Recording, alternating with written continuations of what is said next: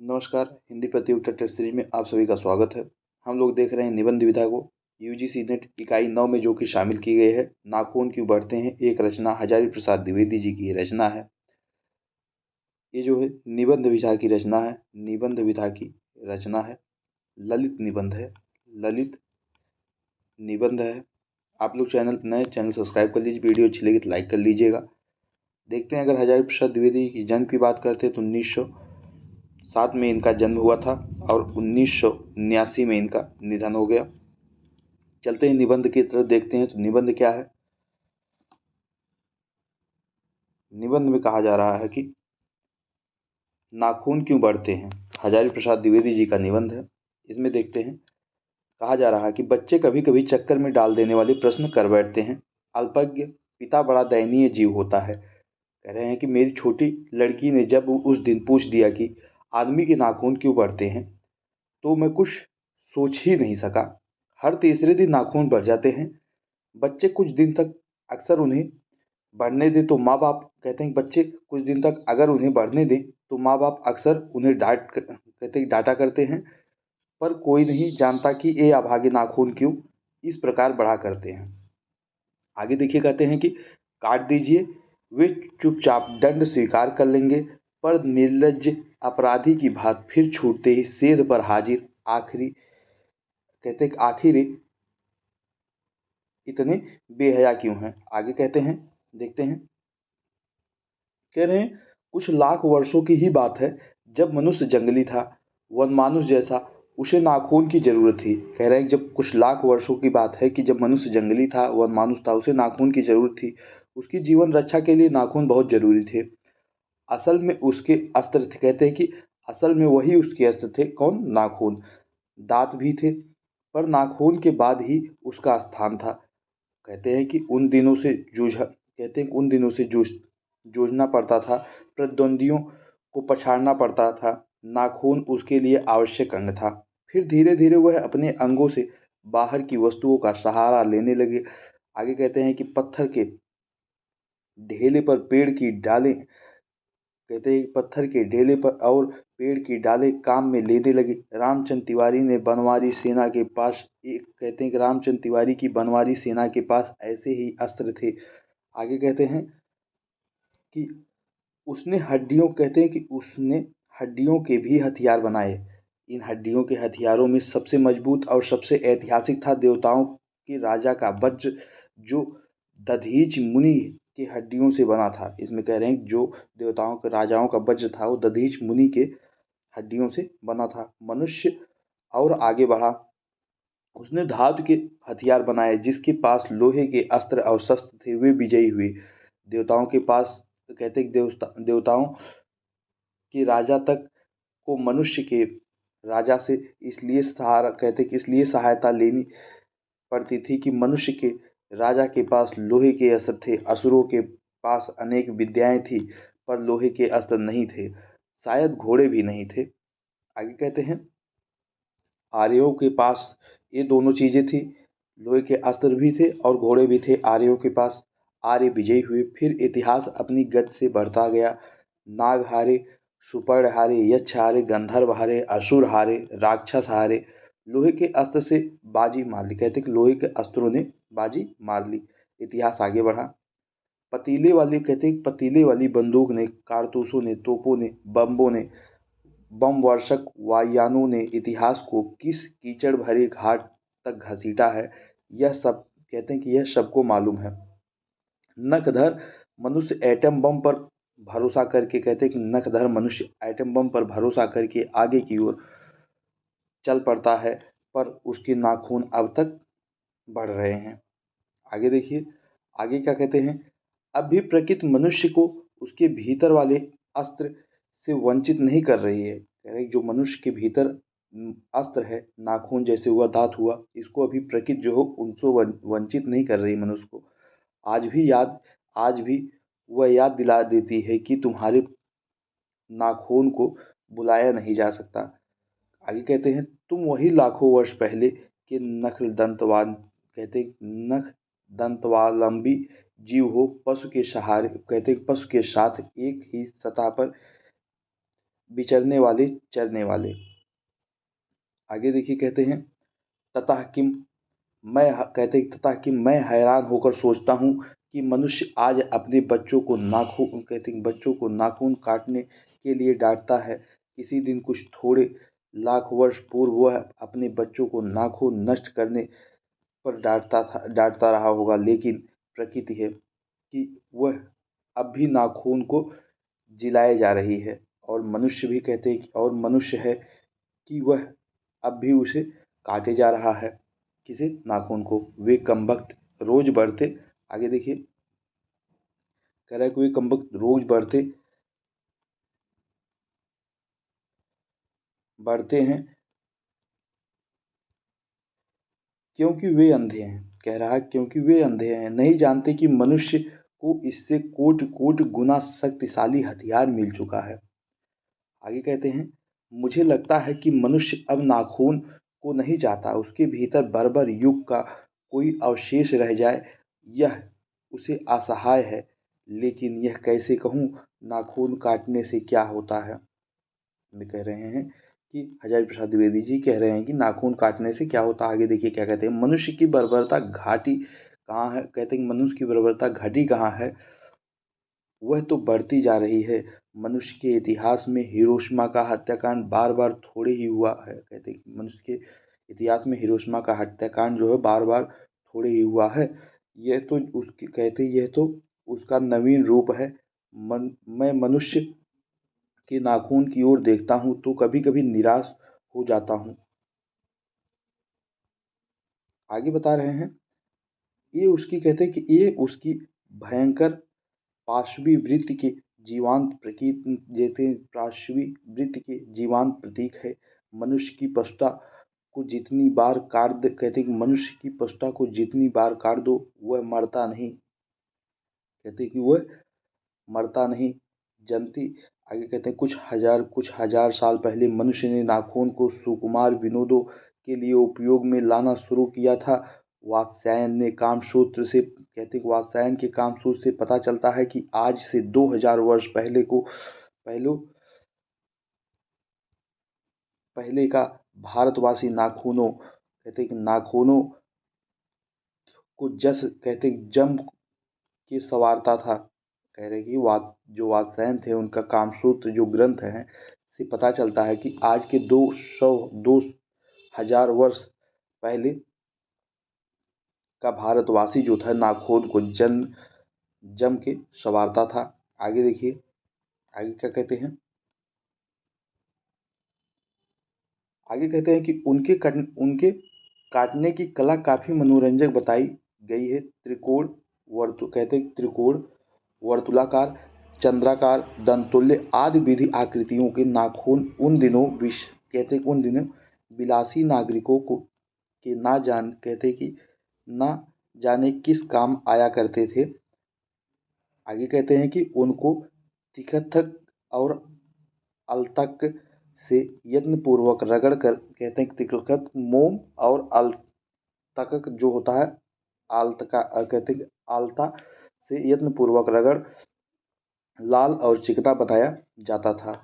आगे कहते हैं गौड़ देश के लोग उन दिनों बड़े बड़े नखों, कहते हैं उन दिनों बड़े बड़े नखों को पसंद करते थे।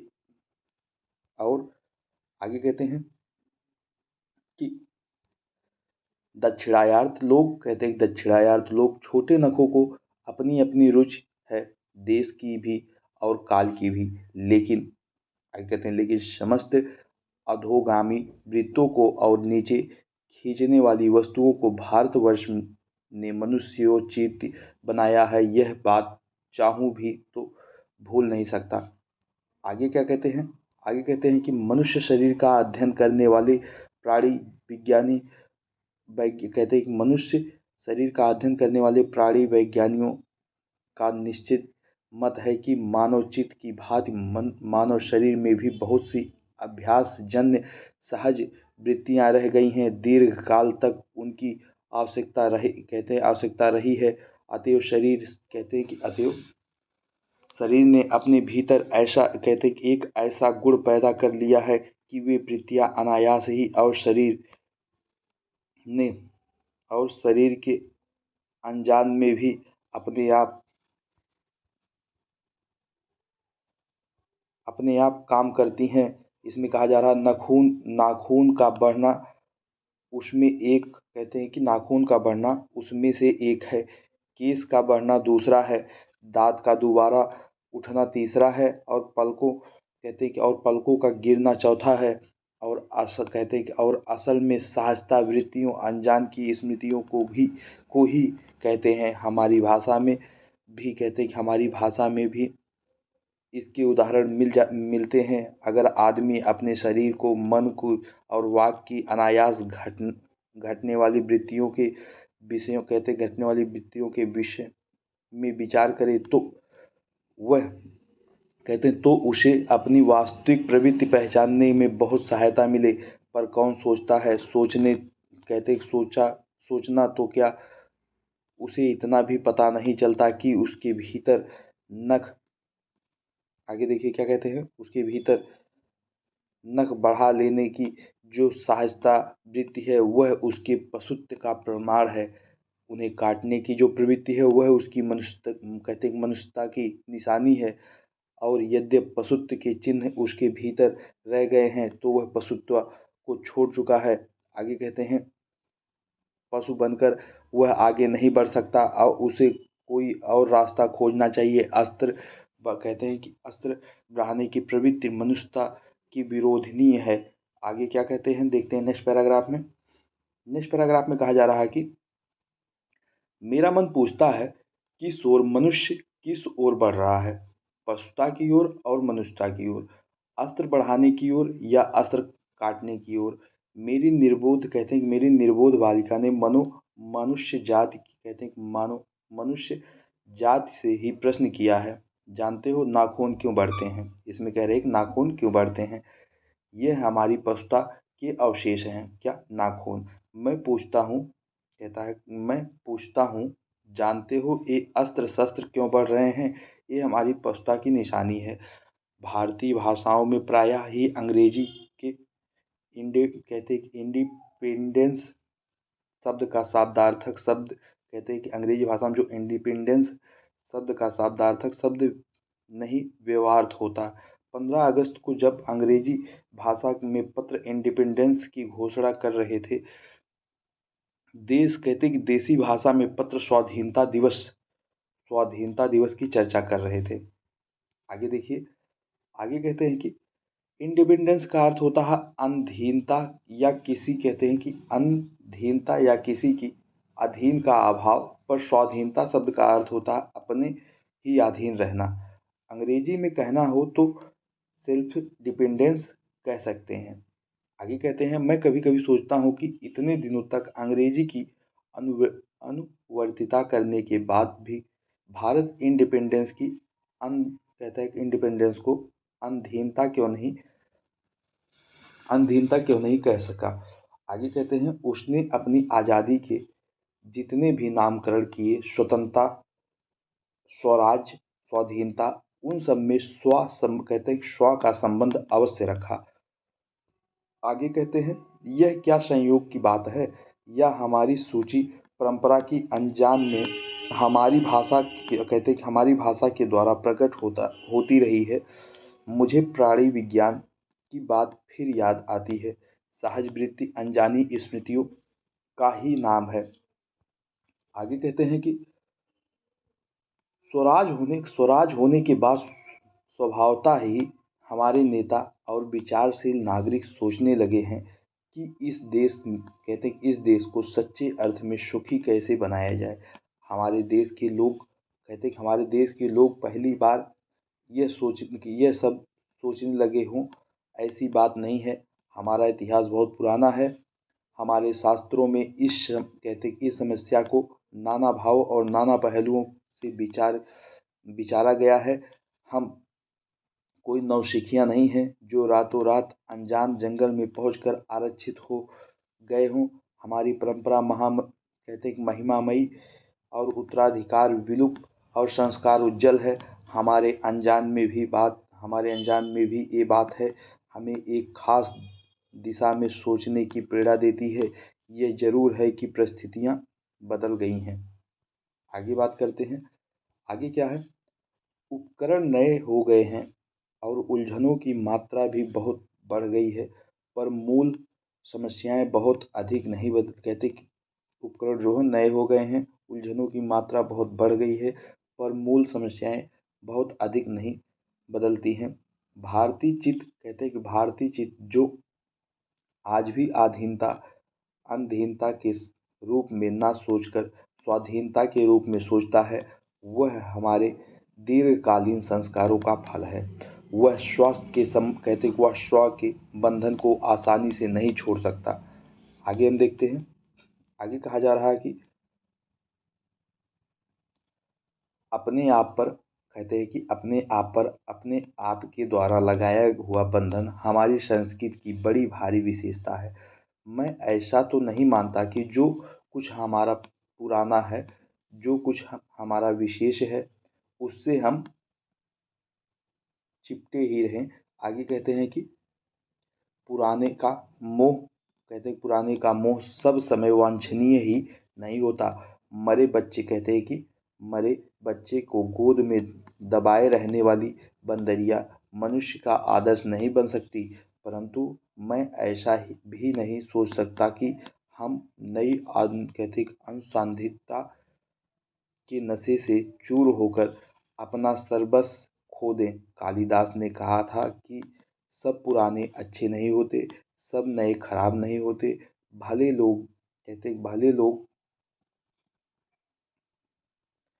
दोनों की जांच कर लेते हैं। जो हितकर है कहते हैं जो हितकर होता है उसे ग्रहण करते हैं, और जो वो लोग दूसरे के कहते हैं कि दूसरे के इशारे पर भटकते रहते हैं, सो हमें इसमें कहा जा रहा है कि सो हमें परीक्षा करके हितकर बात सोच लेनी होगी।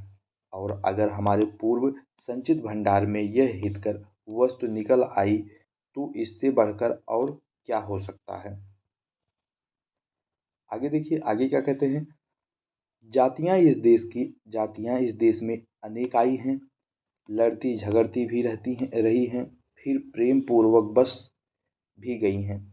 कहते हैं कि जातियां इस देश में अनेक आई हैं, लड़ती झगड़ती भी रही हैं, फिर प्रेम पूर्वक बस गई हैं। आगे कहा जा रहा है कि सभ्यता की नाना सीढ़ियों पर खड़ी और नाना की ओर मुख करके चलने वाले इन जातियों के लिए एक समान धर्म खोज निकालना कोई सहज बात नहीं थी। भारतवर्ष के ऋषियों ने अनेक प्रकार से इस समस्या को सुलझाने की कोशिश की थी, पर एक बात उन्होंने लक्ष्य की थी। समस्त वर्ण और समस्त जातियों का समस्त वर्ण और समस्त जातियों का एक समान आदर्श भी है। वह है अपने को बंधन से कहते कि अपने ही बंधनों से अपने को बांधना। आगे देखिए, मनुष्य पशु कहते हैं कि मनुष्य पशु से किस बात से भिन्न है। आहार निद्रा और पशु सुलभ स्वभाव उसके ठीक वैसे ही हैं जैसे अन्य प्राणियों के। लेकिन लेकिन वह फिर भी पशु से भिन्न है। उसमें संयम है, दूसरे के सुख दुख के प्रति संवेदना है, श्रद्धा है, ताप है, त्याग है। ये मनुष्य के कह रहे हैं कि ये मनुष्य के स्वयं के उद्भावित बंधन है। इसलिए मनुष्य झगड़ते डंटे झगड़ते ढंटे को अपना झगड़े डंडे को अपना आदर्श नहीं बनाते। गुस्से में आकर चढ़ दौड़ने वाले अविवेक को बुरा समझता है। कहते का अविवेक को बुरा समझता है। स्वयं वचन मन एवं शरीर से किए गए असत्य आचरण को गलत आचरण मानता है। आगे कहते हैं, यह किसी भी जाति या वर्ण या समुदाय का धर्म नहीं है, यह मनुष्य मात्र धर्म है। महाभारत में इसीलिए निर्वैर भाव, सत्य और आक्रोध को सब वर्णों का समान धर्म कहा है। इसमें देखिए आगे क्या कहते हैं। आगे कहते हैं कि गौतम बुद्ध ने ठीक ही कहा था कि मनुष्य की मनुष्यता वही है कि वह सबके दुख दुख सुख को सहानुभूति के साथ देखता है। यह आत्मनिर्मित बंधन ही मनुष्य को मनुष्य बनाता है। अहिंसा सत्य और आक्रोध मूलक धर्म का मूल उत्स यही है। मनुष्य कहता है कि मनुष्य आश्चर्य होता है कि अनजाने में हमारे कहता है कि अनजाने में भी हमारी भाषा में यह भाव कैसे रह गया है। लेकिन मुझे नाखून के बढ़ने पर आश्चर्य हुआ था। अज्ञान सर्वज्ञ आदमी को पछाड़ता है और आदमी है कि सदा उससे लोहा लेने को कमर कसे है। आगे कहते हैं नेक्स्ट पैराग्राफ में, इसमें कहा जा रहा है कि मनुष्य को सुख कैसे मिलेगी। मनुष्य को सुख कैसे मिलेगी। बड़े बड़े नेता कहते हैं वस्तुओं की कमी और मशीन बैठाओ और उत्पादन बढ़ाओ, धन में वृद्धि करो, बाह्य उपकरणों की ताकत बढ़ाओ। एक बूढ़ा था, उसने कहा बाहर नहीं भीतर की ओर देखो, हिंसा को मन से दूर करो, मिथ्या को हटाओ, क्रोध द्वेष के दूर करो, लोग के लिए कष्ट सहो। कहते हैं कि आराम से बात आराम की बात मत सोचो, प्रेम की बात सोचो, आत्मतोषण की बात सोचो, काम करने की बात सोचो। आगे कहते हैं कि उसने कहा प्रेम ही बड़ी चीज है क्योंकि वह हमारे भीतर है। उछलता पर कहते हैं उछलता मनुष्य की प्रवृत्ति है, स्व का बंधन मनुष्य का स्वभाव है। बूढ़े की बात अच्छी लगी या नहीं पता नहीं, उसे गोली मार दी गई। आगे देखिए, आगे कहते हैं कि आदमी के नाखून की प्रवृत्ति ही हावी हुई। मैं हैरान होकर सोचता हूँ बूढ़े ने कितनी गहराई से बैठकर मनुष्य की वास्तविकता चरितार्थ का पता लगाया था। इसमें देखिए आगे क्या कह रहे हैं नेक्स्ट पैराग्राफ में कहा जा रहा है, आप लोग नए चैनल सब्सक्राइब कर लीजिए, वीडियो अच्छी लगे तो लाइक कर दीजिएगा। चलिए देखते हैं नेक्स्ट पैराग्राफ को। इसमें क्या कहा जा रहा है। इसमें कहा जा रहा है कि ऐसा कोई दिन आ सकता है जबकि मनुष्य के नाखून का बढ़ना बंद हो जाए। प्राणी शास्त्रियों का ऐसा अनुमान है कि मनुष्य का आवश्यक अंग उसी प्रकार झड़ जाएगा जिस प्रकार उसकी पूंछ झड़ गई। उस दिन मनुष्य की पशुता भी लुप्त हो जाएगी। शायद उस दिन वह मरणास्त्रों का प्रयोग भी बंद कर दे। तब तक इस बात से छोटे बच्चों को परिचित करा देना वांछनीय जान पड़ता है कि नाखून का बढ़ना मनुष्य के भीतर की पशुता की निशानी है और उसे नहीं बढ़ने देना मनुष्य की अपनी इच्छा है, अपना आदर्श है। वृत्त जीवन और अस्त्र शस्त्र को बढ़ने देने मनुष्य की पशुता मनुष्य की पशुता की निशानी है और उसकी बाढ़ को रोकना मनुष्यत्व का तकाजा है। आगे कहते हैं मनुष्य में जो घृणा है जो अनायास बिना सिखाए आ जाती है, वह पशुत्व की द्वैतता है और अपने को संयत रखना और दूसरे को मनोभाव का आदर करना मनुष्य का स्वधर्म है। बच्चे यह जाने तो अच्छा है कि अभ्यास और ताप से प्राप्त वस्तुएं मनुष्य की महिमा को सूचित करती हैं। आगे देखिए आगे क्या कहा जा रहा है। आगे कहते हैं कि सफलता और चरितार्थ में अंतर है। मनुष्य मरणोत्तरों में संचयन से बाह्य उपकरणों के बाहुल्य से उस वस्तु को पा भी सकता है जिसे उसने बड़े आडंबर के साथ सफलता का नाम दे रखा है। परंतु मनुष्य की चरितार्थ प्रेम में है, मैत्री में है, त्याग में है। आगे कहते हैं कि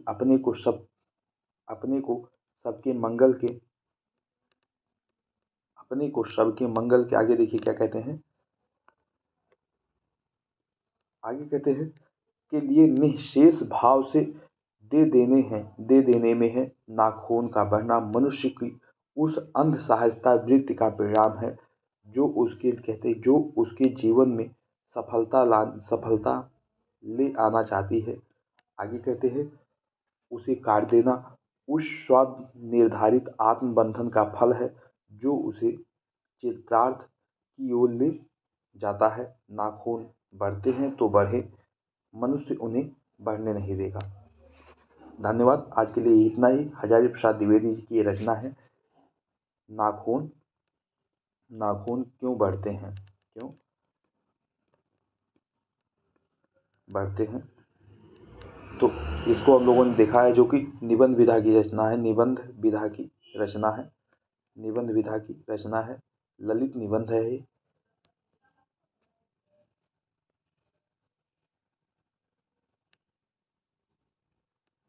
धन्यवाद। चैनल पर नए, चैनल सब्सक्राइब कर लीजिए। वीडियो अच्छी लगे तो लाइक कर दीजिएगा।